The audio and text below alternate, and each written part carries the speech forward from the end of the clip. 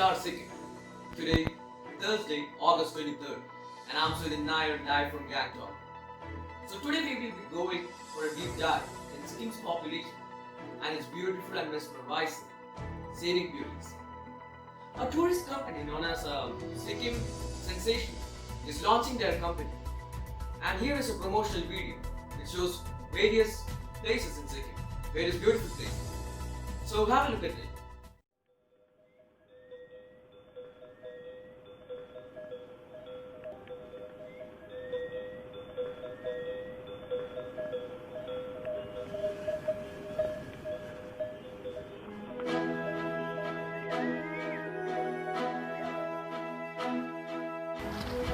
To live is to experience. To see, to touch and taste true beauty.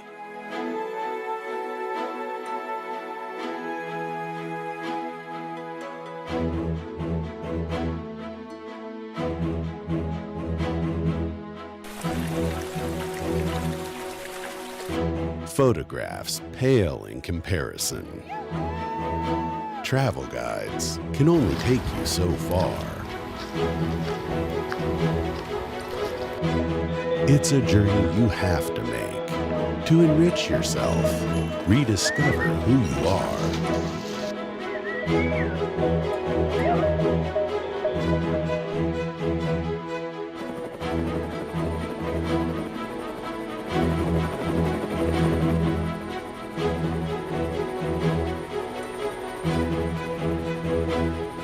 When you are in Sikkim, a place favored by the gods, you witness creation in its purity. Wake up to sacred sights. Hear the sighs of ancient prayers.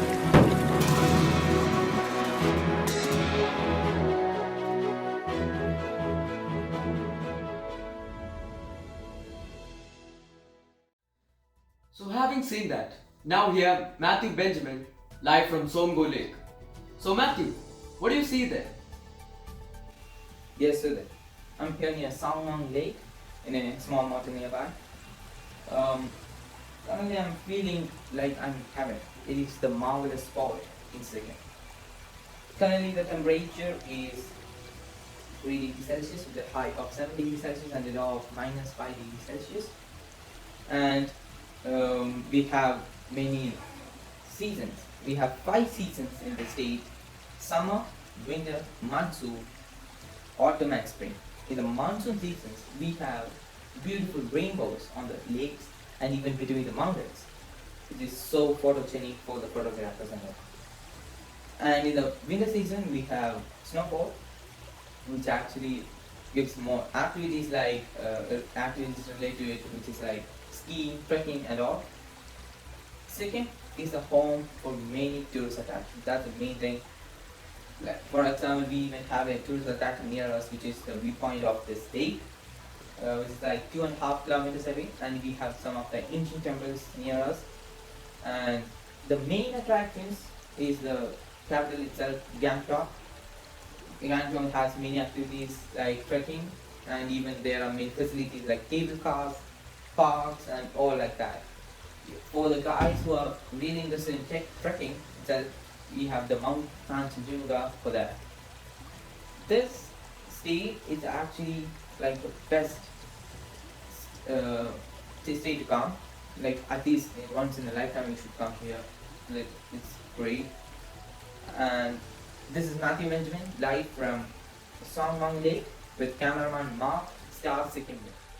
So thank you Mathew Benjamin for providing an insight in Sikkim's tourism and culture. Now we have Rajmal Seem, a famous poet who has written many prominent poems such as Alluring Sikkim. He is live now from Kiriteshwar Mahadev temple. So Rajmal Seem, what do you have to say about Sikkim's linguistic history? Thank you, Swithin, for the introduction. So, when it comes to the modern Sikkim, it is known as the multi-ethnic and multilingual Indian state. The official languages spoken here are Nepali, Sikkimese and Lepcha. And then English is also spoken here, but mostly between the educated ones. It's also taught in schools to the students, and then it is also seen in some documents of any companies or the government files. And then the additional languages spoken here are Rai, Sherpa, Newari, Garang, Tamang. All these are spoken in Sikkim for the purpose of preservation of culture and tradition of the state. So thank you Rajmal Seem for that very informative talk. As by now we understood that Sikkim is filled with unique culture of people. So now to talk more about culture of Sikkim, we have Professor Jordan, a cultural researcher from University of Sikkim, to brief us about the dense and diverse land of Sikkim. So Professor, according to you, how diverse is the northern land of Sikkim? Namaste, Mr. Sudhin. And as you know, Mr. Sudhin, Sikkim is a land of extensive diversity. 6.9 lakh people of varying language, culture and races live in the state. And if you were to talk about the ethnic diversity, we have the Lepaks, the native Sikkimese inhabitants, the Bhutias of Tibet, and then we have Nepalese migrants. So we can grasp the cultural diversity here itself. And then there are the different religions. 50% of Sikkimese people follow Hinduism, but there are Buddhists, Christians, and Islam is also prevalent, but in a small proportion. Numerous ancient Buddhist monasteries flood Sikkim, about 70 to 80 monasteries in Sikkim itself. The cultural aesthetics can also be seen through religious festivals like Diwali, Dashara, Eid, and Losar, the Tibetan New Year festival. The local festivals include Sakela, Chisok Tangnam, etc. And also not to forget the influence of modern music in Sikkim like rock and pop.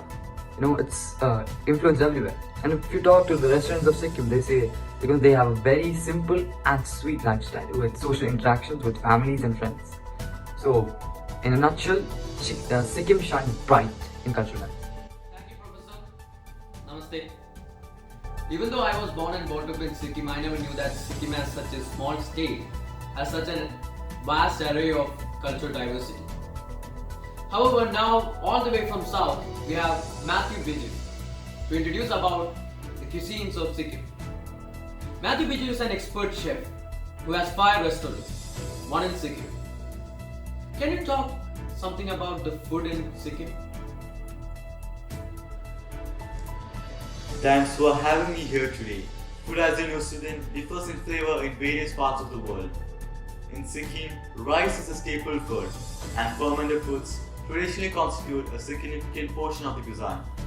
Nepalese cuisine is popular as Sikkim is the only state in India with an ethnic Nepal majority. Many restaurants in Sikkim serve various types of Nepalese cuisine, such as Niva and Tekhali cuisines. Tibetan cuisine has also influenced Sikkimese culture. Noodle-based dishes such as tukpa, shaumi, tentuk, paktu, gayatuk, and wonton are common in Sikkim. Momos, which as we know is steamed dumplings filled with vegetables, beef or pork, and served with soup. Momos is a popular snack all over Sikkim. In beverages, Sikkim has the 3rd highest per capita alcoholism rate amongst all Indian states, right behind Punjab and Haryana. For their beverages, they have beer, whiskey, rum, and brandy, which are widely consumed all over Sikkim. Tongba is a millet-based alcoholic beverage that is popular in Nepal and Darjeeling. Anyways, thank you, Mr. Chef, for your amazing information. Now, Minister of Rural Development, Professor Riyan is here with us now.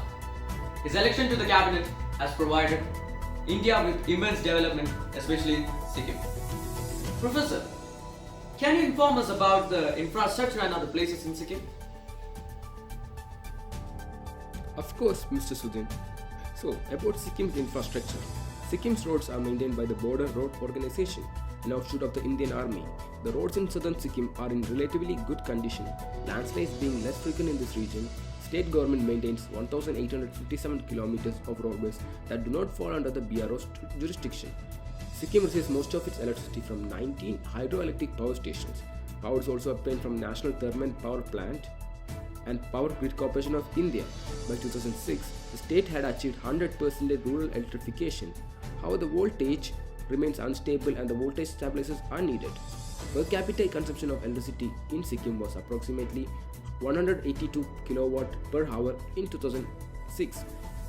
The state government has promoted biogas and solar power for cooking, but these have received a poor response and are used mostly for lighting purposes. In 2005, 73.2% of Sikkim's households were reported to have access to safe drinking water, and the state's large number of mountain streams assures a sufficient water supply. On 8 December 2008, it was announced that Sikkim had become the first state in India to achieve 100% sanitation cover, becoming complete free of defecation, thus attaining the status of Nirmal state. Thank you all for joining the broadcast of Star Sikkim, and that's it for today, and see you all tomorrow for an unbiased latest coverage of world news. Thank you, bye bye, good night.